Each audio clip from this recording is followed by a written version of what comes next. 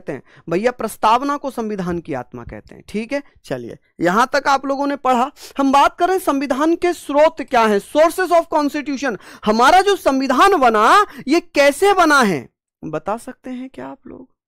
बताइए जल्दी से।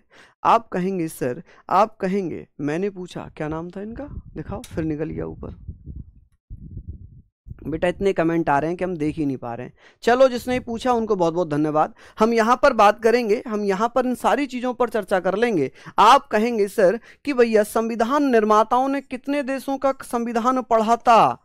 जो संविधान निर्माता थे, संविधान निर्माता जो संविधान बना रहे थे, निर्माताओं के द्वारा, संविधान निर्माताओं द्वारा बेटा 60 देशों के संविधान को पढ़ा, 60 संविधानों को, 60 संविधानों को पढ़ा। ठीक है, संविधानों को पढ़ा कि भैया संविधानों को पढ़ा। कितने संविधानों को पढ़ा? आप कहेंगे sir makers of constitutions, makers of constitution,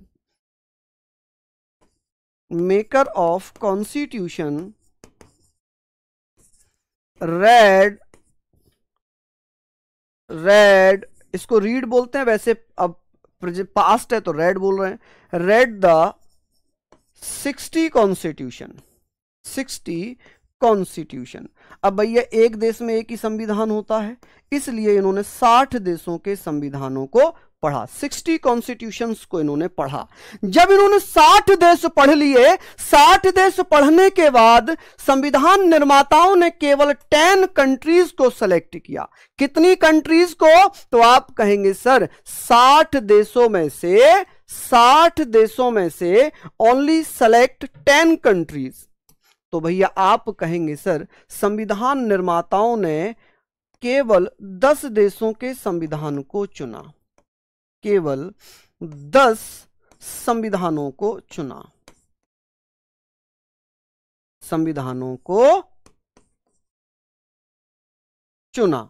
यानी कि कितने संविधानों को चुना? तो आप कहेंगे सर सेलेक्ट, आप कहेंगे sir select the 10 constitutions, 10 constitutions. चलिए कि भैया संविधान निर्माताओं ने कितने संविधानों को पढ़ा था? 60 देशों के संविधानों